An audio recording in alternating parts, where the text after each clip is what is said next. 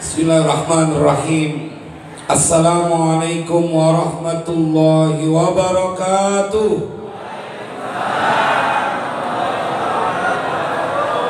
Alhamdulillahi rabbil alamin. Wa bihi nasta'in. Allahumma salli wa sallim ala sayyidina wa maulana Muhammadin wa ala alihi wa sahbihi ajma'in. Amma ba'du, faqad qala Allah ta'ala fil Qur'anil Karim. A'udzu billahi minasy syaithanir rajim.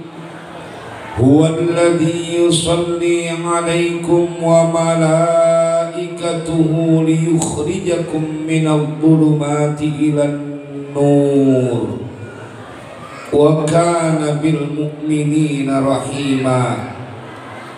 Shadaqallahul azim.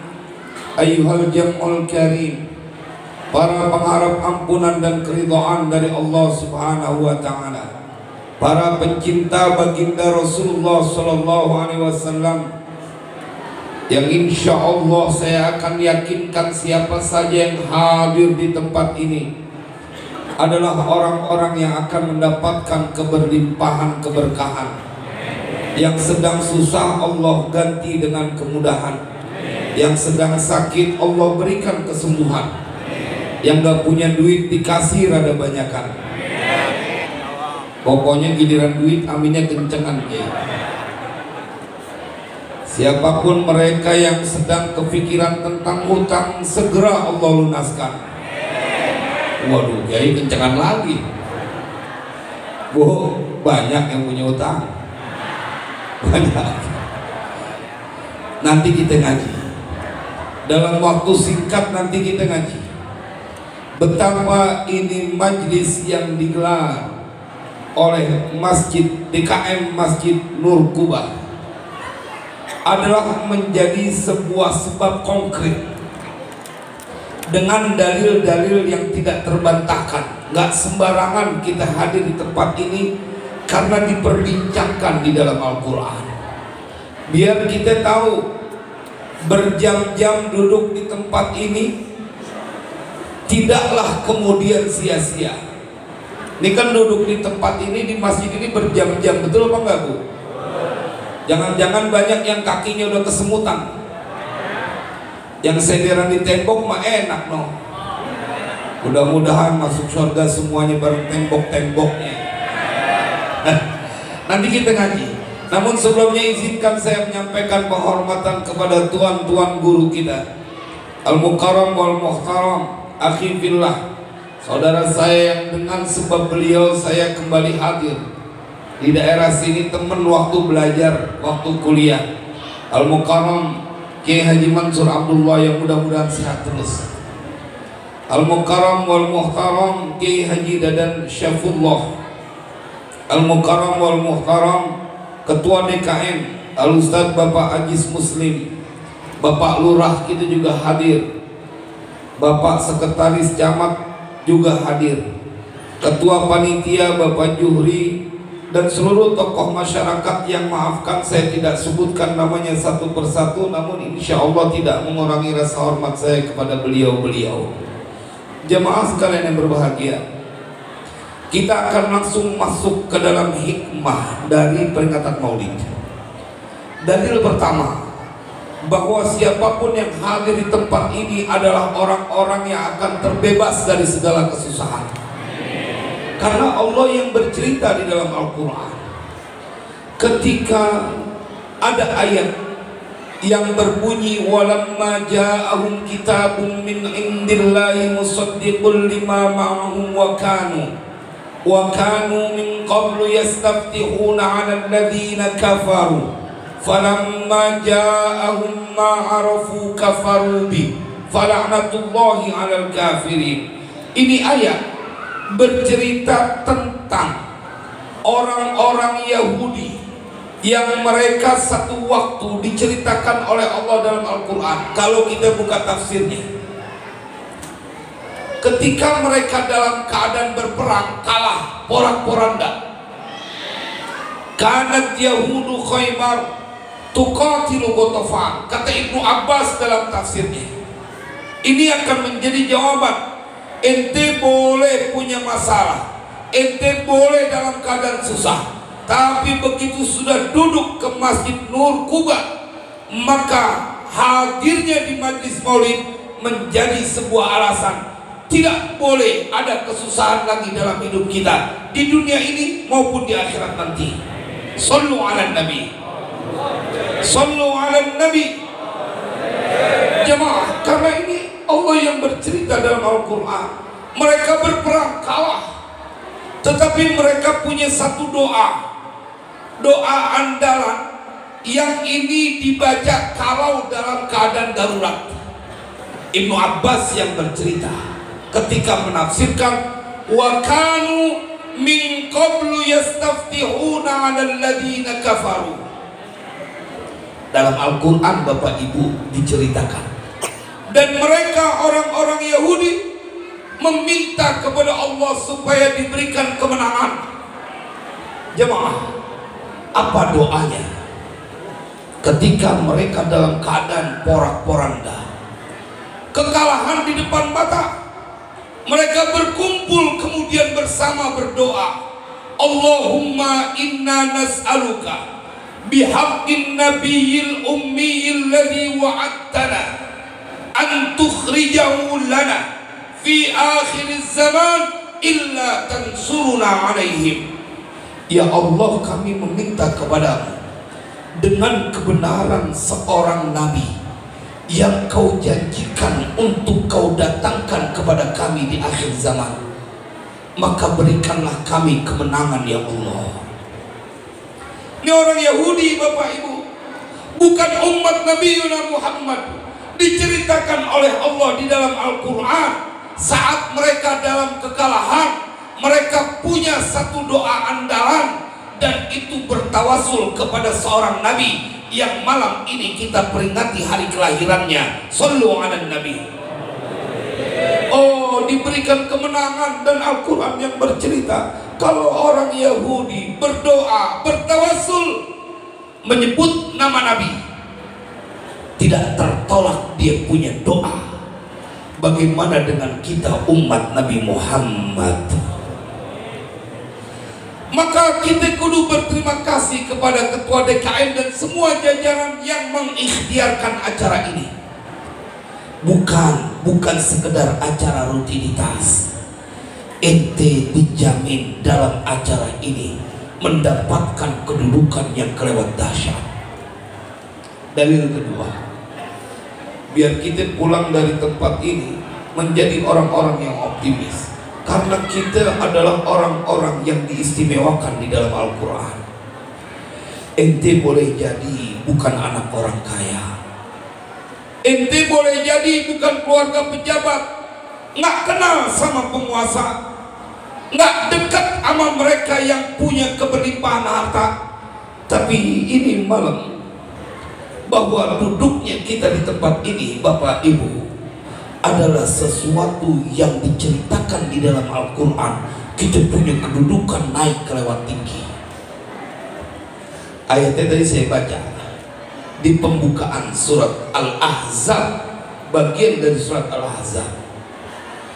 Betapa kita bersyukur ketika Allah berfirman, huwallazi yusalli alaikum wa malaikatuhu liyukhrijakum minadh dhulumati ilan nur wa kana bil mu'minina rahima.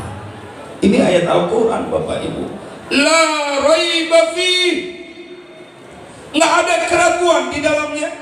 Wa man asdaqu minallahi qila wa man asdaqu minallahi haditha. Nggak ada lagi janji yang paling benar kecuali janji dari Allah. Tidak ada lagi kalam, ucapan yang melebihi kebenaran kalam Allah.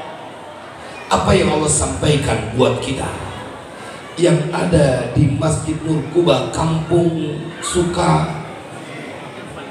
Sukaresmi, jemaah, diceritain di dalam Al-Quran. Lantaran ente duduk di majlis maulid di masjid ini, dan tadi kita dengar berkali-kali ada Ustadz Ahmad Fauzi yang ngajak kita baca sholawat. Ketika turun ayat innallaha wa malaikatahu yusholluna 'alan nabi ya ayyuhalladzina amanu shollu 'alaihi wa sallimu taslima. Sahabat dari Ansor dan Muhajirin datang kepada Nabi, ya Rasulullah, ini ayat khusus untukmu. Allah bersalawat, malaikat bersalawat kepadamu ya Rasulullah. Ini ayat innallaha wa malaikatahu yusholluna 'alan nabi, khusus untukmu ya Rasulullah, ya Rasulullah. Famalana, buat kami yang mana ya Rasulullah? Maka turunlah ayat huwallazi yusalli 'alaikum wa malaikatuhu liyukhrijakum minadh dhulumati ilan nur. Dia Allah bersolawat atas kalian wahai umat Nabi Muhammad.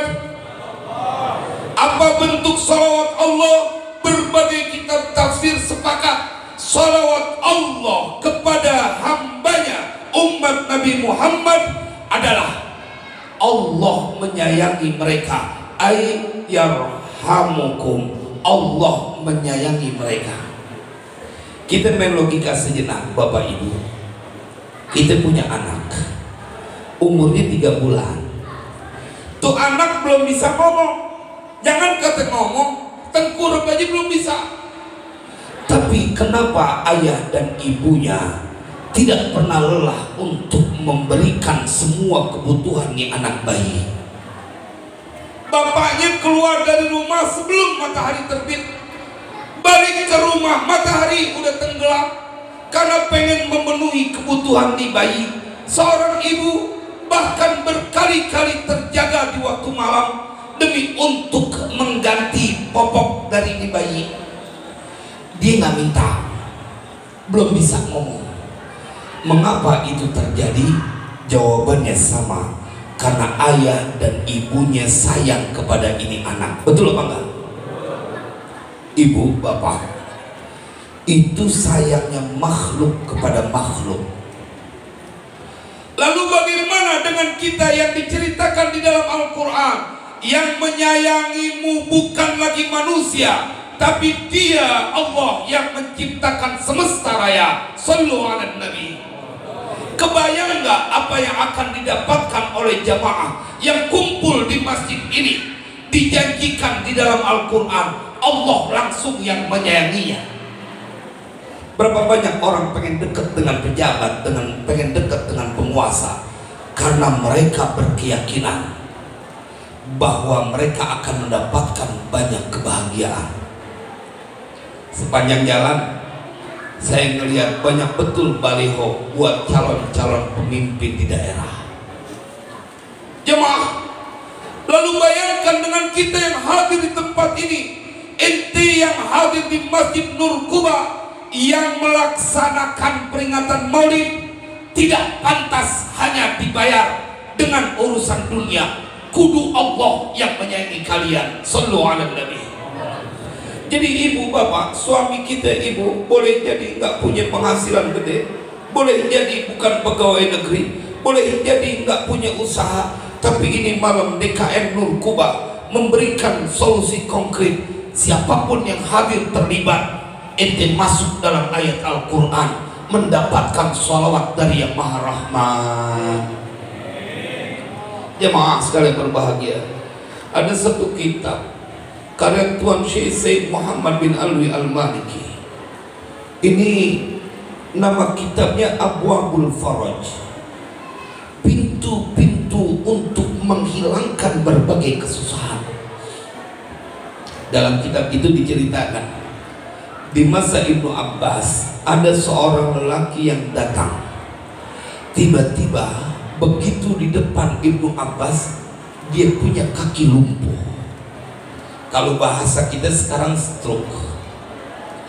Jemaah, ini diceritakan oleh Said Muhammad bin Alwi Al-Maliki Al-Hasani. Khadarat rijlu rajulin inda Ibni Abbas, lumpuh kaki seorang laki-laki saat dia bersama Ibnu Abbas. Tiba-tiba, dan banyak betul di penyakit yang kayak begini sekarang. Kemarin kita lihat masih sehat, tiba-tiba kena serangan stroke. Jamaah, tapi kita akan diperlihatkan apapun tidak boleh, kemadharatan tidak boleh menyentuh mereka yang cinta kepada Nabi Muhammad. Begitu Ibnu Abbas menyaksikan nih tamunya kakinya lumpuh seketika, apa yang dikatakan oleh Ibnu Abbas? Udkur ahabban nasi ilaika, cepat sebutkan siapa manusia yang paling kau cinta. Lisannya sontak menyebut nama Nabi Muhammad. Ketika disuruh untuk menyebut manusia yang paling dia cinta, Muhammadun sallallahu alaihi wasallam. Apa yang terjadi? Dalam kitab itu diceritakan, fadhahaba khadaruhu, maka hilanglah itu lumpuhnya, sembuh seketika. Sallu ala nabi, sallu ala nabi. Saya ingin memenuhi ruangan ini dengan sebuah keyakinan bahwa hadirnya kita di sini menunjukkan kita orang yang dipilih oleh Allah. Karena cinta yang kita punya. Ibu bapak, ini malam Ahad, sepanjang jalan begitu banyak orang menikmati dengan kenikmatan malam Ahad. Tapi buat jamaah yang hadir di sini tidak ada kenikmatan kecuali saat duduk bersama, meluapkan cinta dan rindu kepada manusia mulia. Lalu apakah kemudian dibiarkan begitu saja yang kita lakukan? Oh, nggak mungkin. Harus mendapatkan balasan. Ketua DKM karena penceramahnya ada dua, nanti informasi ini ya, kalau penceramahnya udah datang belum ya? Karena ngerinya keasikan ini dia. Jamaah, saya punya pengalaman pribadi. Ini kisah nyata. Biar nih Kiai Mansur, saya berharap setelah pengajian ini, peringatan Maulid ini, kita menjadi orang-orang yang optimis. Satu waktu saya ke Tarim, ke Yaman, nganter anak saya yang kedua belajar di sana. Transit, saya bersyukur ketemu nih orang, karena seakan Allah ingin menambahkan keyakinan kepada diri saya. Ketika saya transit di Mesir, di Kairo, saya ketemu seorang lelaki yang dari potongannya nggak ada tampang orang kaya, biasa-biasa aja. Tapi begitu ngobrol, dia tanya, Ustadz mau kemana? Saya mau ke Tarim nganter anak. Saya tanya balik, antum mau kemana Ustadz? Saya mau ke Tarim juga. Terus antum mau ngapain? Bapak ibu mau tahu jawabannya? Dia bilang, Ustadz, saya ke Tarim pengen beli tanah di sono. Wah, saya bilang belagu amat nih orang. Ini orang Gresik, orang Gresik. Kayak di Gresik udah kagak ada tanah. Saya nggak buru-buru percaya. Tetapi ini orang punya pesantren, Kiai Mansur, punya pesantren di Gresik. Kalau udah lulus nanti dipindahin ke Tarim pesantren dia juga, dan bisa beli tanah di sana dengan nama temennya yang ada di sana, karena dia dulu lulusan di Tarim, di Akof. Saya nggak mudah percaya Pak, karena kan saya tahu kalau orang duitnya banyak mukanya rada beda, betul apa enggak? Kalau orang banyak urusan mukanya juga beda. Ini orang dari potongan mukanya kagak kelihatan punya duit banyak. Oh, tapi rupanya ini orang udah kelamaan jadi orang kaya. Orang kalau udah kelamaan jadi orang kaya, mukanya biasa-biasa aja. Yang mukanya rada beda orang kaya baru. Dia habis dapat urusan busuran tuh baru dah. Petantang petenteng apaan aja dibeli. Kalau orang Betawi Klender, saking kayanya nih Pak Polisi, orang Betawi Klender, sorry, pala lu dijual nggak? Gue bayarin dah, gitu. Palanya mau dibayarin, saking kayanya itu dibuat bercandaan. Jemaah sekalian berbahagia, saya nggak buru-buru percaya, tapi 10 hari saya di sana pulang bareng lagi sama nih orang.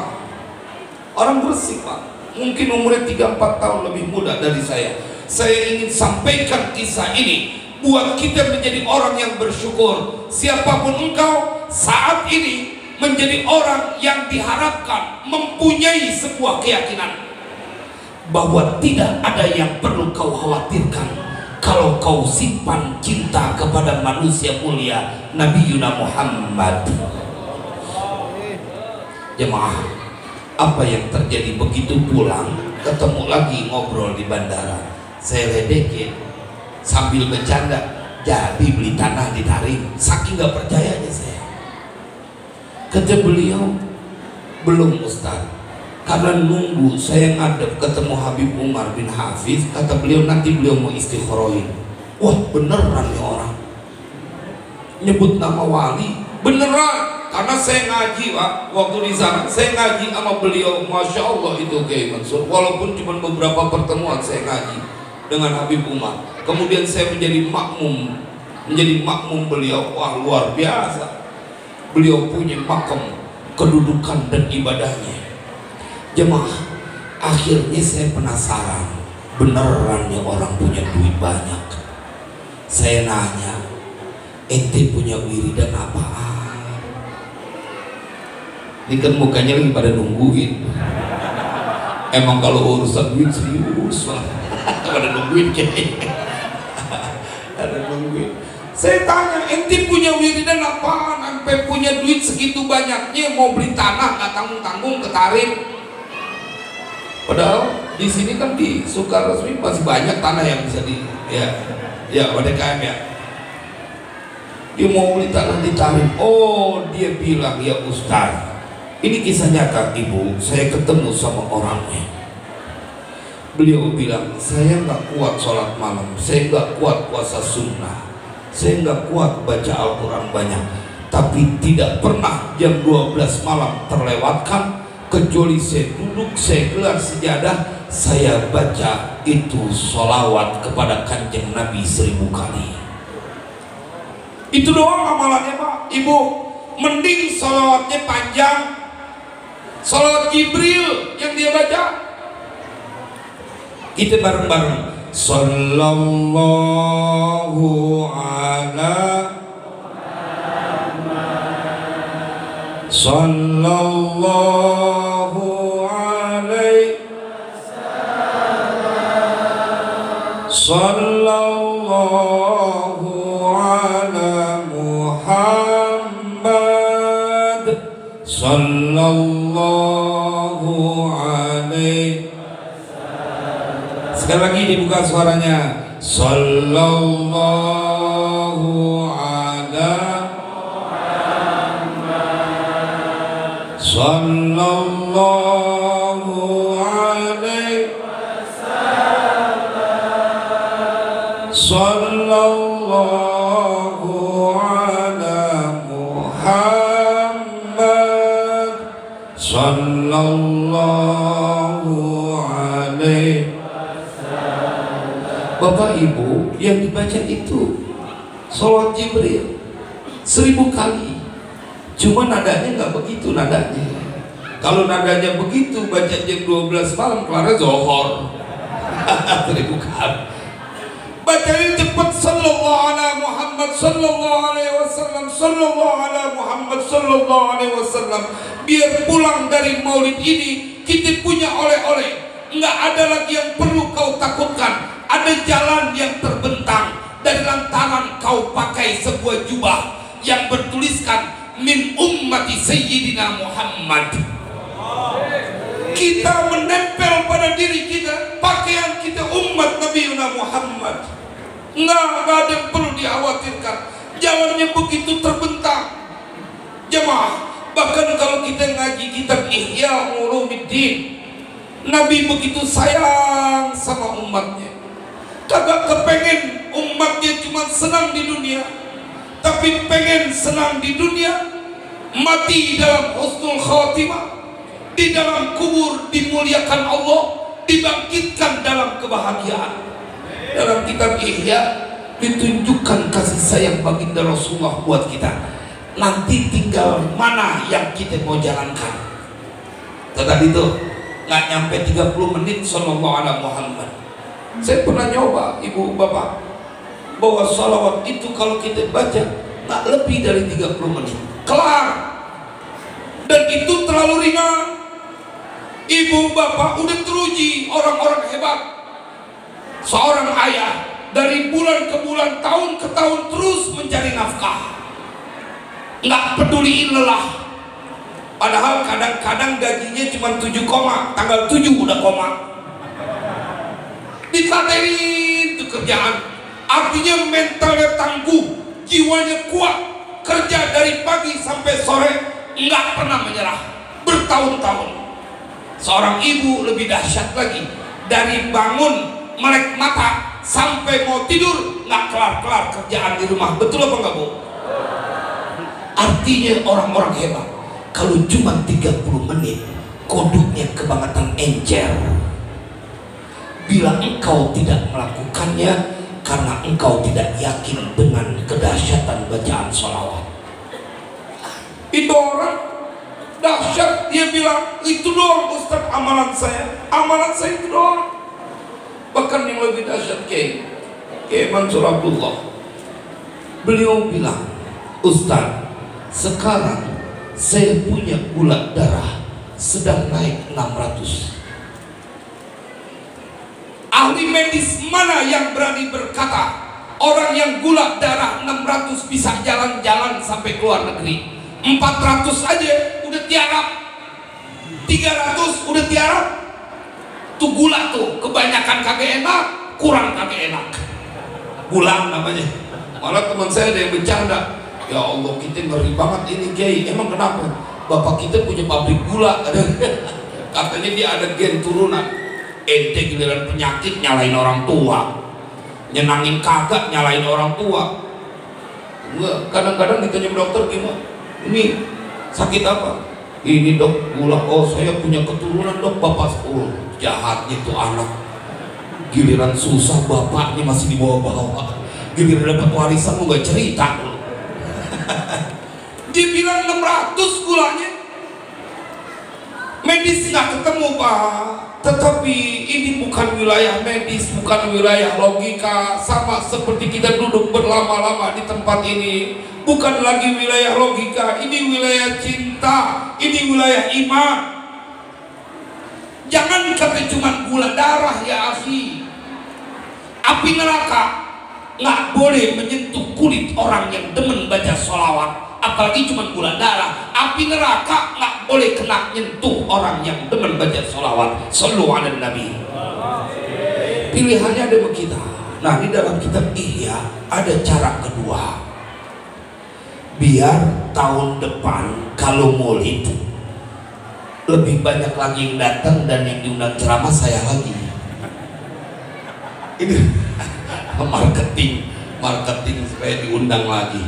Enggak, saya cuma ingin berkata bahwa kelewat istimewa kita hadir di Masjid Nur Quba ini bukan kebetulan, bukan. Yang ngaku umat Nabi Muhammad banyak, tapi yang dibikin enteng langkahnya untuk datang ke Masjid Nur Quba orang-orang yang ditentukan oleh Allah. Jemaah, dalam kitab Ihya Nabi bercerita memanggil Abu Hurairah. Abu Hurairah dipanggil. Ini dalam tentang Imam Ghazali ingin meyakinkan bahwa kelewat kecil dunia buat umat Nabi Muhammad kalau dia mau jalani. Dipanggil, ya Abu Hurairah, wahai Abu Hurairah, aturidu an takuna rahmatullahi alaika hayyan wa maitan wa makmuran wa mab'utsan. Wahai Abu Hurairah, apakah engkau menginginkan kasih sayang Allah selalu terjadi pada dirimu saat kau hidup, saat kau mati, saat kau dikuburkan, saat kau dibangkitkan?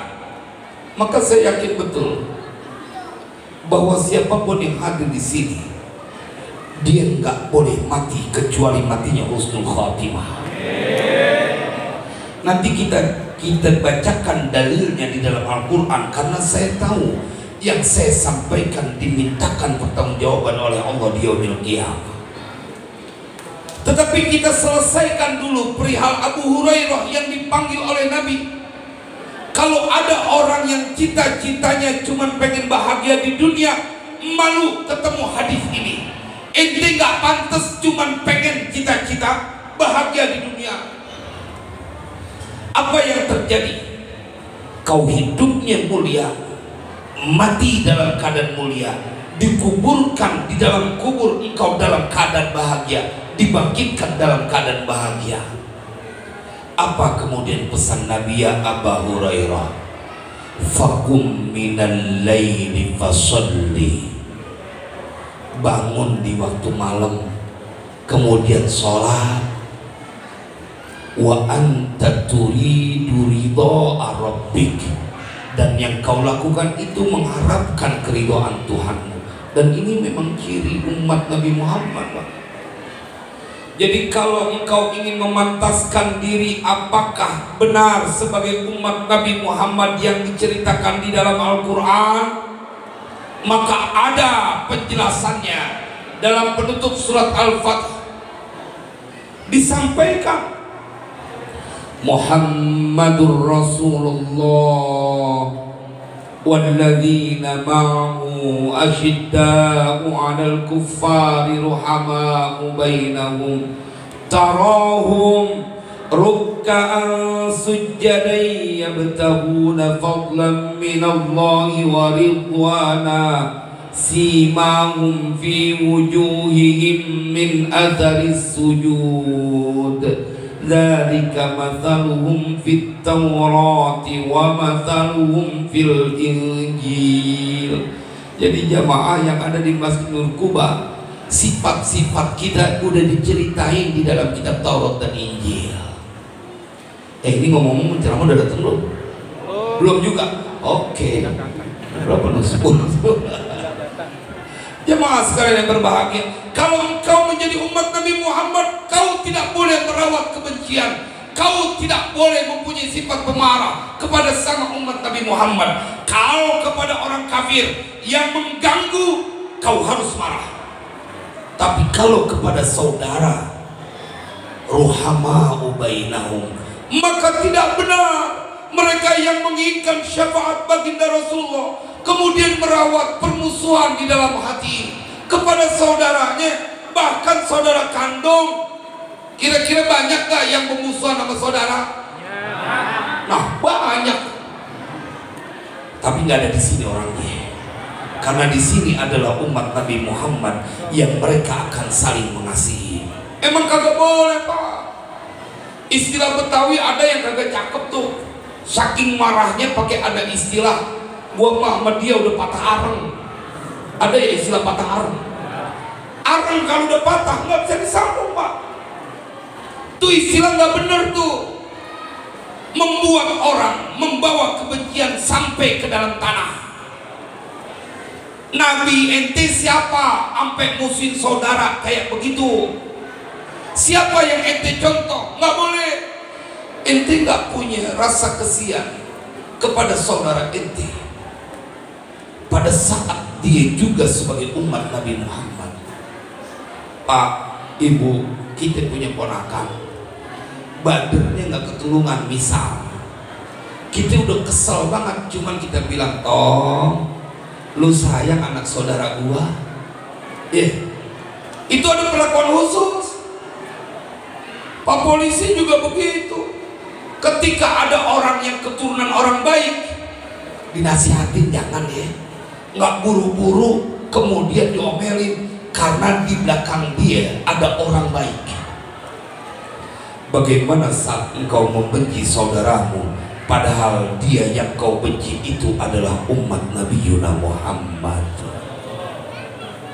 Ente nggak malu sama Nabi? Jawabannya apa nanti di hadapan baginda Rasulullah saat engkau meminta syafaatul uzma? Bukankah dulu kau membenci umatku? Maka mereka yang hadir di majlis ini adalah orang-orang yang akan menebarkan pesona akhlak baginda Rasulullah. Berhenti Pak, enggak ada untungnya pemusuhan, enggak ada.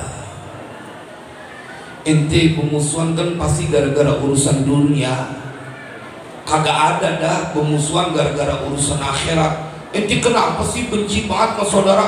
Saya sebel Ustaz, dia kalau sholat tahajud sampai 27 rakaat kagak bakal. Saya kesel Ustaz sama dia puasa sunnah melulu. Enggak, permusuhan bukan gara-gara itu, pasti karena urusan dunia. Apa yang kau khawatirkan saat engkau menyembah dia yang menciptakan dan mengatur dunia?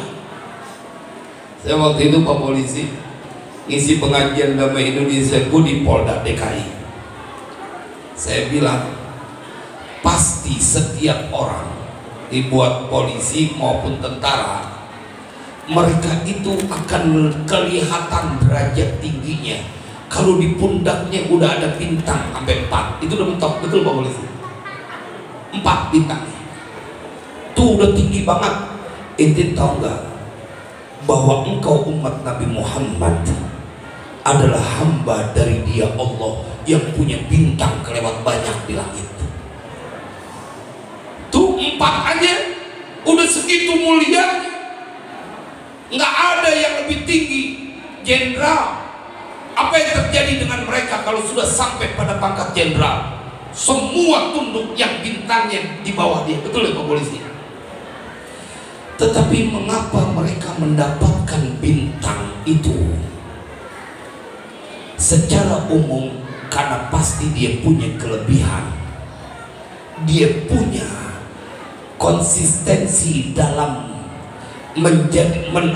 tugas yang dia emban. Jadi kalau engkau berlaku baik dengan pekerjaan dan amanah, maka pasti akan mendapatkan buahnya. Lalu bagaimana saat kita menjadi hamba yang baik di hadapan Allah? Kita lihat ayatnya, janji dari Allah. Ya ayyuhalladzina amanu taqullaha wa aminu birasuli yu'tikum kiflaini min rahmatih wa yaj'al lakum nuran tamshuna bih wa yaghfir lakum wallahu ghafurur rahim. Ini Bapak Ibu yang ada di sini, 3 hal yang Allah janjikan dalam Al-Qur'an kita dapetin.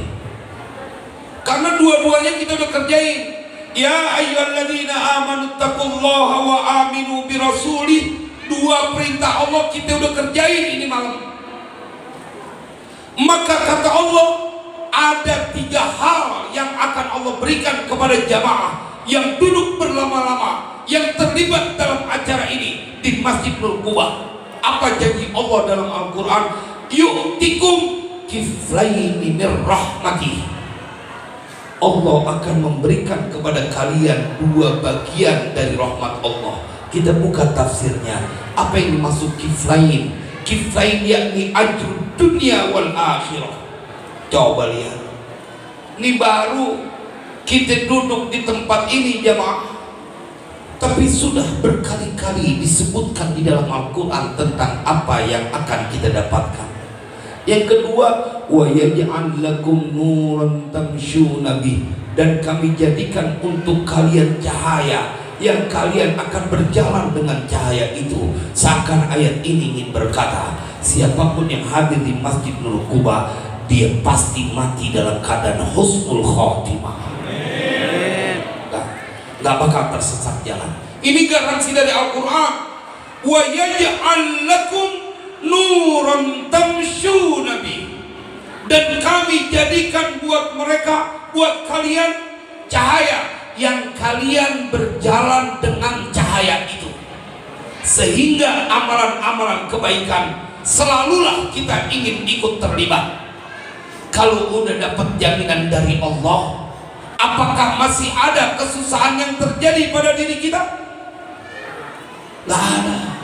Kalau Allah yang udah tolongin dalam semua urusan kita, kalau Allah yang sudah memberikan rahmat dan kasih sayang dalam kehidupan kita, maka tidak ada yang perlu kita khawatirkan. Bahkan lebih ekstrim, Imam Ghazali dalam kitab Mukasyafatul Qulub, Bapak Ibu, dalam kitab Mukasyfatul Qulub. Beliau bilang, apa yang menyebabkan burung-burung merpati di kota Mekah tidak bisa dihabiskan atau dimusnahkan oleh kerajaan Saudi?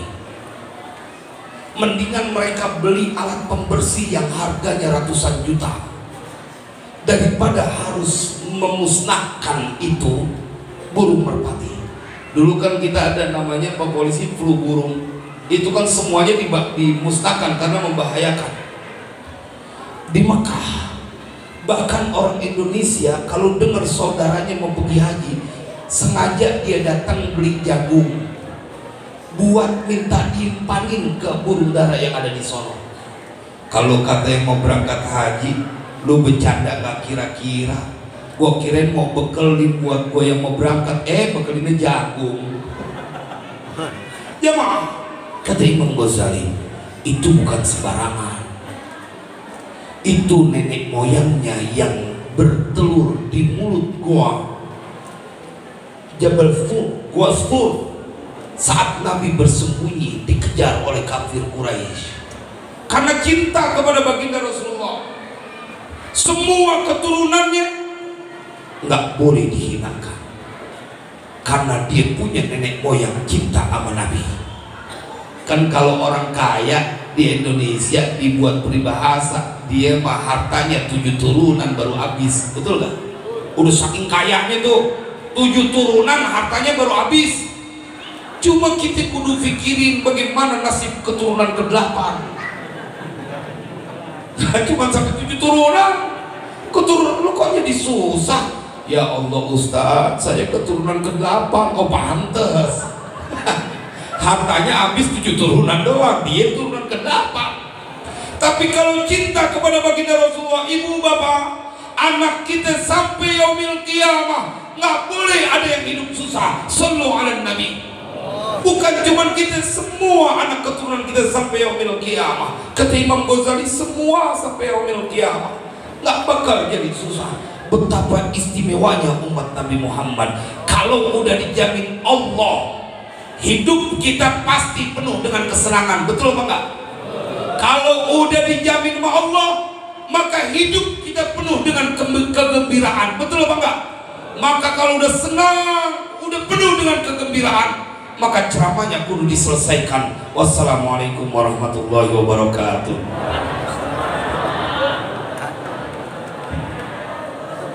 Undang lagi, ntar undang lagi.